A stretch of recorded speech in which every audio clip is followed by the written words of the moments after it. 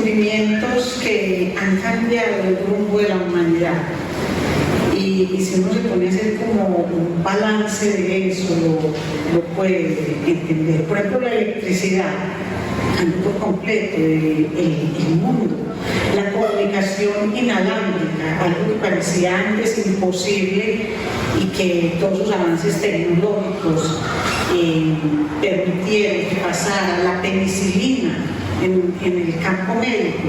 Y así podríamos hablar de miles y miles de descubrimientos, de invenciones, de cosas que muchas de ellas podían existir, pero que en un momento determinado nos fueron reveladas, como por ejemplo descubrir lo que es el ADN, lo que esto representa. El ADN no lo inventó un ser humano, sino que ha existido ahí, pero fue revelado, fue comprendido y estudiado por muchas personas. Entonces, son descubrimientos que impactan la vida de las personas, que pueden llegar a impactar el mundo entero. Pero ningún descubrimiento, ninguno, se puede comparar con el misterio que Dios reveló en Cristo Jesús. El misterio que Dios Padre reveló en Cristo Jesús. Porque no se trata de entender el mundo físico, no se trata de nosotros tener una comodidad o un conocimiento intelectual, sino conocer el propósito eterno de Dios para la humanidad. Eso es algo espectacular. Y este misterio estuvo oculto por siglos, pero no porque Dios jugara como que lo voy a esconder aquí para que nadie lo vea, sino que el plan de Dios era cuidadosamente desarrollado y en el momento que Dios así lo determinó, fue revelado a la humanidad, pero lo hizo a través de una persona que podría ser en ese momento la más improbable, y era el apóstol Pablo. Y a través de Pablo, que fue un instrumento muy valioso en las manos de Dios, ese misterio se dio a conocer. Vamos, mis amados, a la palabra del Señor en Efesios capítulo 3, para que miremos esto de qué se trata. Y vamos a leer desde el versículo 1 al versículo 3. Dice así la palabra del Señor. Por esta causa yo, Pablo, prisionero de Cristo Jesús por vosotros los gentiles, si es que habéis oído de la administración de la gracia de Dios que me fue dada para con vosotros, que por revelación me fue declarado el misterio, como antes lo he escrito brevemente, y leyendo lo cual podéis entender cuál sea mi conocimiento en el misterio de Cristo, misterio que en otras generaciones no se dio a conocer a los hijos de los hombres, como ahora he revelado a sus santos apóstoles y profetas por el Espíritu, que los gentiles son coherederos y miembros del mismo cuerpo y copartícipes de la promesa en Cristo Jesús por medio del Evangelio, del cual yo fui hecho ministro por el don de la gracia de Dios que me ha sido dado según la operación de su poder. A mí, que soy menos que el más pequeño de todos los santos, me fue dada esta gracia de anunciar entre los gentiles el Evangelio de las inescrutables riquezas de Cristo y de aclarar a todos cuál sea la dispensación del misterio escondido desde los siglos en Dios que creó todas las cosas, para que la multiforme sabiduría de Dios sea ahora dada a conocer por medio de la Iglesia a los principados y potestades en los lugares celestiales, conforme al propósito eterno que hizo en Cristo Jesús nuestro Señor, en quien tenemos seguridad y acceso con confianza por medio de la fe en Él. Por lo cual pido que no desmayéis a causa de mis tribulaciones por vosotros, las cuales son vuestra gloria. Padre, gracias infinitas te damos por tu palabra. Y necesitamos, Señor, toda la ayuda de tu Espíritu Santo en cada uno de nosotros para entender la magnitud de este misterio revelado. Permite, Señor, que no solo lo entendamos, sino que lo pongamos por obra, que tu propósito, Señor, dado desde antes de la fundación del mundo, sea cumplido a través de nosotros. Gracias, Padre Celestial. Gracias te damos en el nombre poderoso de Cristo Jesús. Amén. Muy bien, mis hermanos. Misterio es como la palabra que más destaca en esta porción. Y vamos a ver cómo esta porción de Efesios 3 nos abre como una ventana a través de la cual nosotros podemos mirar ese plan maravilloso de Dios. Y tengamos en cuenta, miren, esto que vamos a ver es la revelación del misterio escondido en Dios. Y es una revelación maravillosa que Dios la hace a través de uno que podemos denominar como el mensajero del misterio.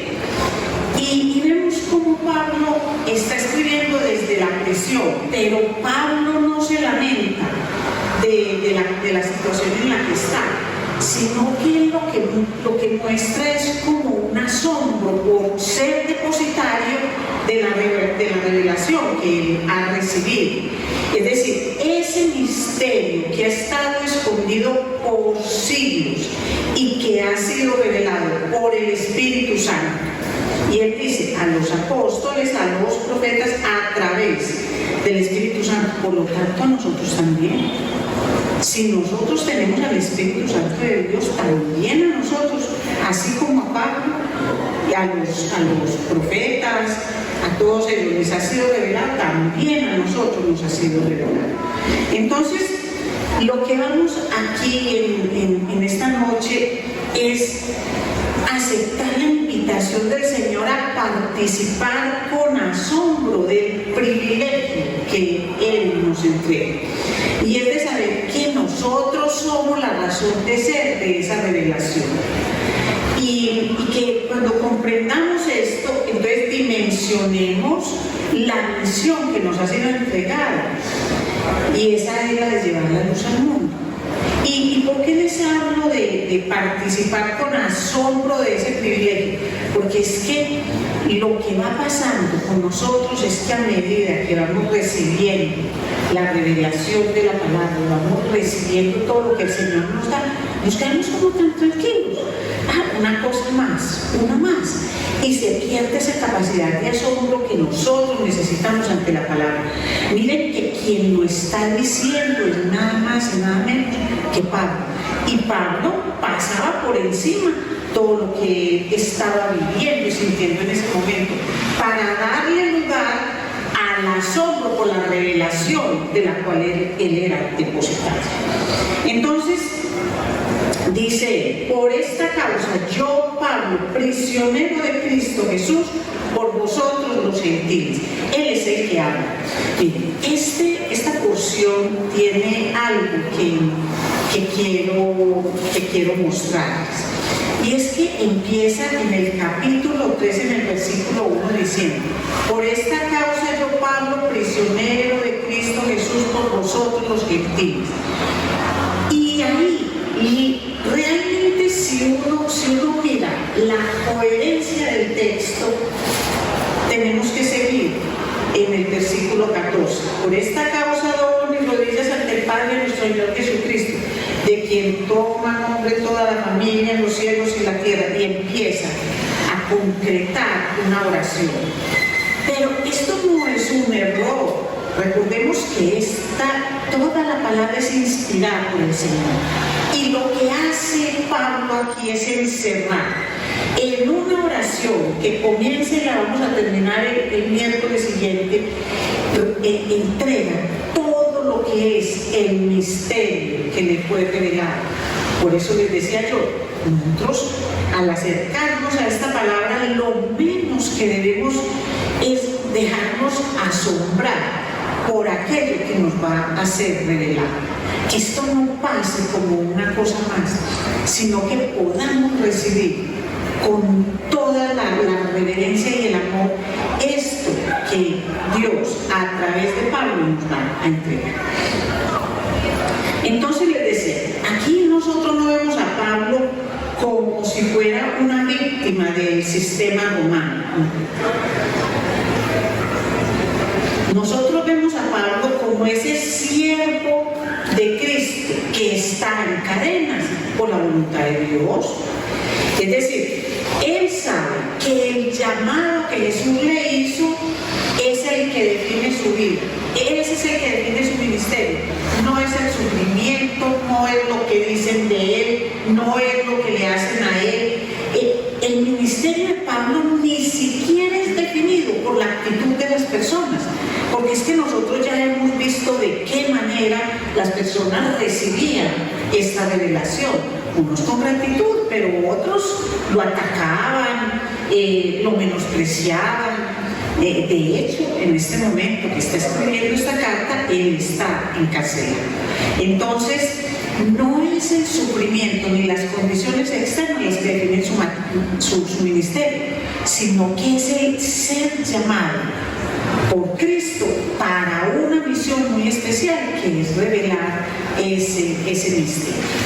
Entonces, aquí lo que Pablo hace es dejar bien claro que no es un ejercicio académico, que lo que él hace no es para él un motivo de orgullo, porque él no lo hace porque él haya dicho, ay, me voy a esforzar, voy a leer las escrituras, voy a sacarle a esto como toda esa enseñanza y a decirles que fui yo quien descubrió el misterio. No, él lo que dice es que fue depositario de esa revelación, porque Dios así lo quiso, porque Dios lo eligió a él para eso.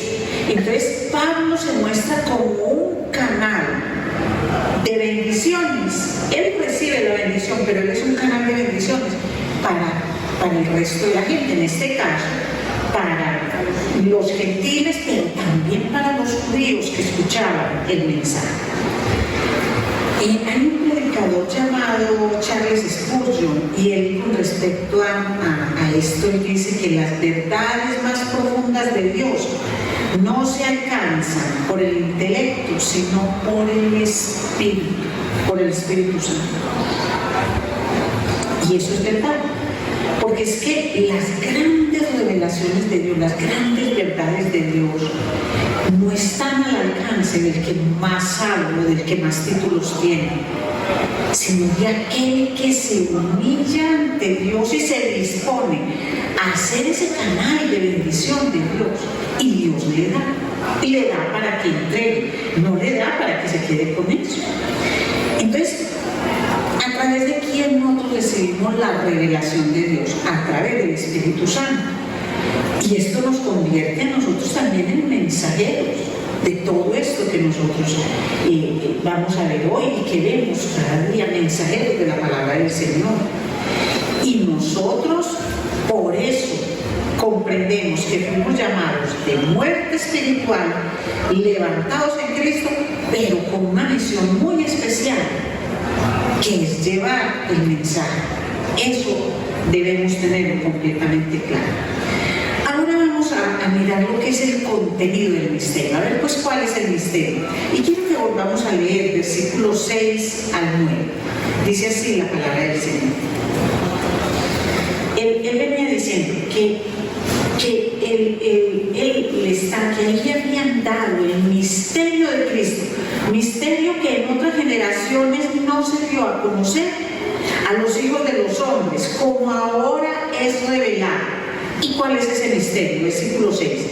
Que los gentiles son coherederos y miembros del mismo cuerpo, partícipes de la promesa en Cristo Jesús, por medio del Evangelio. Recordemos en el capítulo 2, del versículo 14 al 18, cómo él lo decía, ampliando esto que le está hablando del misterio. Él los hizo uno, derribando la pared intermedia de separación, aboliendo en su carne las enemistades, la ley de los mandamientos expresados en ordenanzas, para crear en sí mismo de los dos uno solo y un nuevo hombre, haciendo la paz, y mediante la cruz reconciliar con Dios a ambos en un solo cuerpo, matando en ella las enemistades. Y vino y anunció las buenas nuevas de paz a vosotros que estabais lejos y a los que estaban cerca, porque por medio de él los unos y los otros tenemos entrada por un mismo espíritu al Padre. Entonces, ¿cuál es ese misterio? ¿Cuál es ese misterio? Miren, cuando nosotros hablamos de un misterio en el Nuevo Testamento, no es algo que Dios definitivamente nos revela, como cuándo será la segunda venida de Cristo. No, eso es algo que el Señor esconde y que va a esconder por el bien de todos nosotros. Porque es que la fe no es algo que se desarrolla por el miedo a que ya mañana va a venir. Entonces, de esa manera no funcionan las cosas con el Señor. Un misterio como el que está hablando aquí la Escritura es un secreto sagrado que tiene dos características, y es que está oculto a los incrédulos, es que los incrédulos lo desconocen, pero que es algo que el pueblo de Dios conoce y atesora. Es una cosa misteriosa para él, pero cuando ya uno hace parte del pueblo de Dios, uno conoce y atesora como algo que es muy, muy valioso. Y ya sabemos que esto es completamente revolucionario en la época de Pablo, y lo vimos, porque es que el judío consideraba al gentil como un perro, y un perro no tenía en ese tiempo la connotación de mascota y casi que de miembros pues de la familia, de las personas, hoy por hoy. Era algo despreciable, detestable, que era como un carroñero en las calles, que no tenía valor. De esa manera el judío veía al gentil. El judío se sentía como único dueño y heredero de las promesas de Dios por ser su pueblo. Entonces el gentil, ¿cómo se sentía? Primero se sentía excluido, pero el gentil veía como un orgulloso, un prepotente al judío. Entonces había una completa enemistad entre ellos. Y lo que hace Dios en Cristo es unirnos. Entonces nosotros sabemos que ese es el contenido del misterio, y estaba así desde antes de la fundación del mundo. Nosotros sabemos que Dios Padre lo planeó, pero le dio cumplimiento en Cristo, y ese cumplimiento en Cristo lo selló, lo reveló a todos nosotros a través del Espíritu Santo. Entonces es algo concertado, diseñado, desarrollado, cumplido y llevado a todos nosotros por todos los siglos a través de la Trinidad. Entonces eso es lo que nosotros debemos entender. Entonces, para Pablo, que no tiene ese ministerio como una parte de su desarrollo personal, quien dice es que yo no estoy haciendo esto porque esto me va a hacer más persona, sino que yo hago esto porque la voluntad de Dios es tan grande para conmigo que me lo reveló para que yo lo entregue a otro. Entonces, por eso él le da la trascendencia que le da eso. Para Pablo esto no es un trabajo, para Pablo no es simplemente un encargo de vaya y dígales, sino que para Pablo significó la transformación absoluta de su vida en bien de él, porque conoció a Cristo, pero para que esa transformación fuera posible para todas las personas personas escucharan el mensaje. ¿Y para qué lo hizo? Si bien a Pablo el Señor le dio este ministerio, le reveló ese misterio para que lo llevara a otros, para que hiciera a los que estaban cerca, que eran los judíos, los acercara por completo al Señor, y a los que estaban lejos, que eran los gentiles, los trajera también al Señor, derribando esa pared intermedia y permitiendo que a través de Cristo pudieran llegar directamente al Padre. Entonces, si bien Pablo entendió eso, hay un propósito supremo de ese misterio. Y vamos a leerlo en los versículos 10 al 13. Dice: para que la multiforme sabiduría de Dios sea ahora dada a conocer por medio de la Iglesia a los principados y potestades en los lugares celestiales, conforme al propósito eterno que hizo en Cristo Jesús nuestro Señor, en quien tenemos seguridad de acceso con confianza por medio de la fe en Él. Por lo cual pido que no desmayéis a causa de mis tribulaciones por vosotros, las cuales son vuestra gloria.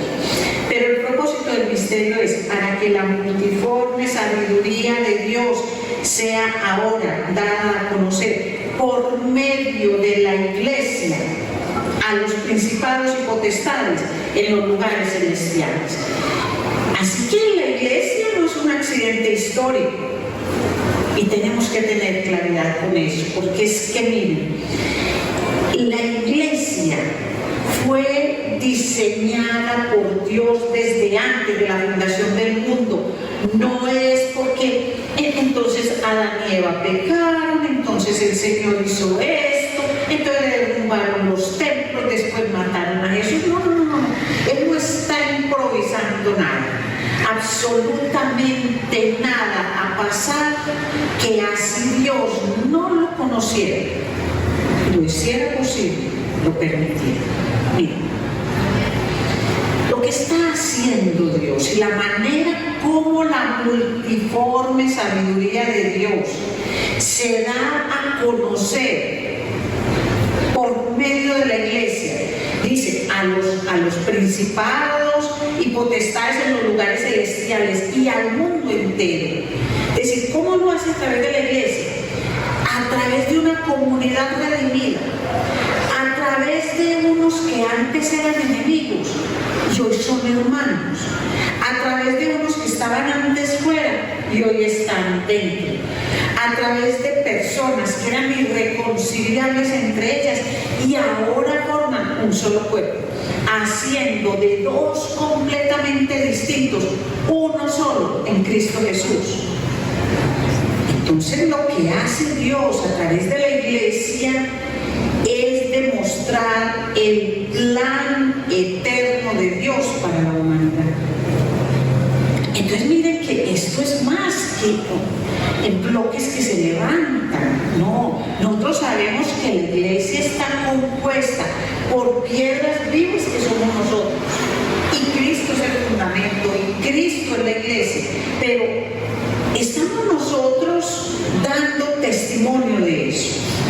Es decir, si la Iglesia lo que hace es cumplir, ser como la vocera de Dios al mundo, como esa gran catedral de Dios construida en todo el mundo para que le hablemos al mundo entero de quién es Dios y quién es su poder. Por eso es que tenemos que mirarlo como un privilegio, pero también es un desafío. Es un desafío, porque es que la Iglesia no es un montón de programas. La Iglesia no es un conjunto de actividades que realizar en una semana para que vengan las personas a ella. Hubo mucho tiempo que, digamos, casi que la única salida de la gente en pueblos y en todo eso era ir a la iglesia. Pues la Iglesia nunca fue pensada por Dios como un sitio para divertirse la gente. Esto no es un club social, no lo es. Pero la Iglesia sí es esa catedral donde Dios predica todos los días piedras vivas que somos cada uno de nosotros. Cuando nosotros perdonamos, nos reconciliamos, ayudamos, mostramos esa comunión con el Señor, mostramos quién es Él, su grandeza, su amor. Cuando nosotros no participamos en ese grupo de congregaciones donde se vende a Cristo como el milagrero, el hacedor de milagros, el multiplicador de plata, de la salud y de un montón de cosas, sino que permitimos que la voz de Dios sea escuchada por las personas que asisten a una congregación, a un sitio, a una casa de oración, donde estén ahí reunidos en el nombre del Señor. Sabemos que ahí está la iglesia. Cuando esas personas muestran el poder transformador de la palabra de Dios en sus vidas, servimos de megáfono de Dios para el mundo entero.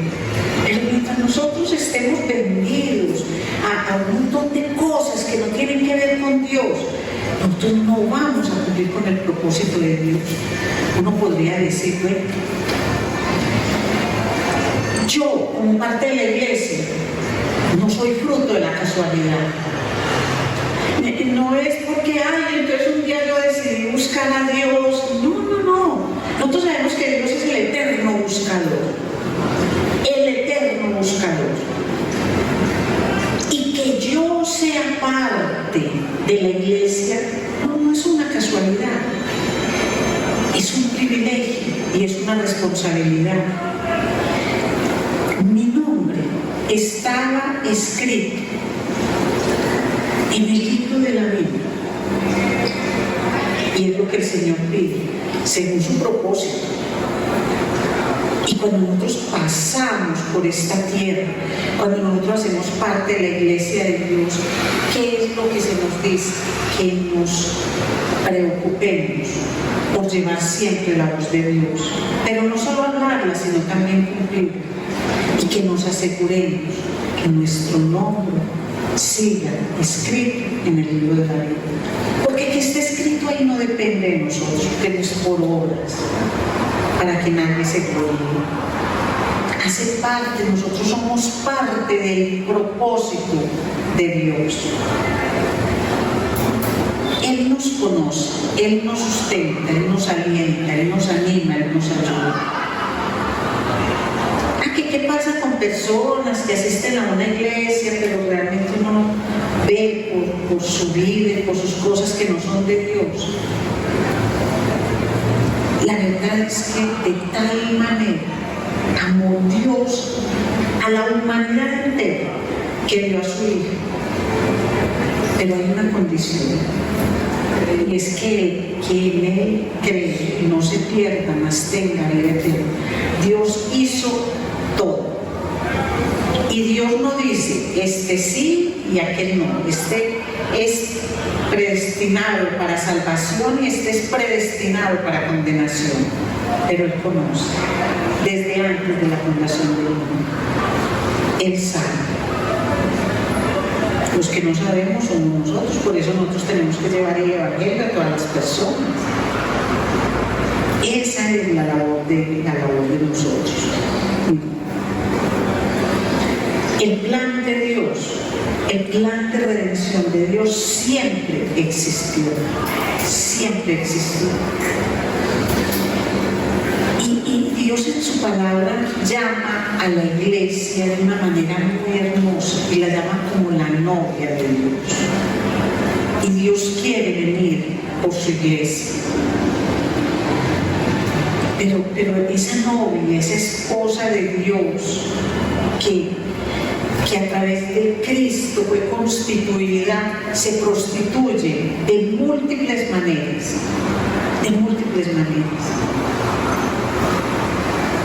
Y cuando nosotros decimos se prostituye y la iglesia, estamos hablando de seres humanos. Entonces, la iglesia está conformada por grupos, por un grupo pues universal de individuos, de piedras vivas, de la cual tú eres parte, yo soy parte, y no somos ni fruto de la casualidad, ni por un error, ni por absolutamente nada, y con grandes responsabilidades. con grandes responsabilidades, para que la multiforme sabiduría de Dios sea ahora dada a conocer por medio tuyo, por medio mío, por medio de la iglesia. Entonces nos tenemos que preguntar, ¿sí lo hacemos? ¿Sí lo hacemos? Nosotros como parte de la iglesia conformamos una serie de sitios, de grupos, en este barrio, en el otro, en esta ciudad, en este país, en diferentes partes. Pero ¿saben cuál es el gran problema?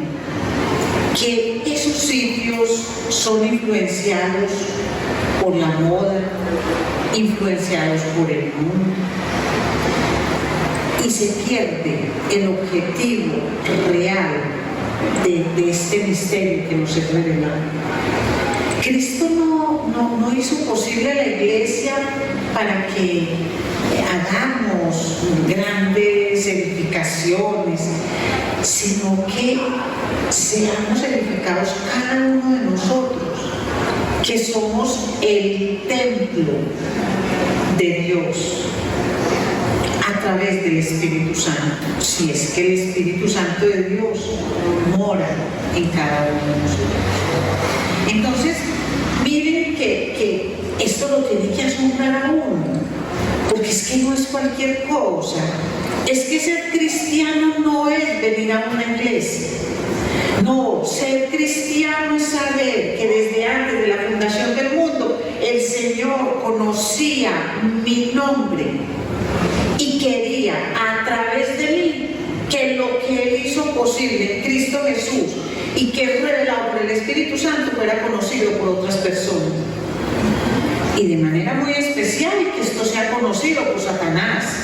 Porque es que a Satanás le encanta que la gente se congregue punto sin que haya una transformación.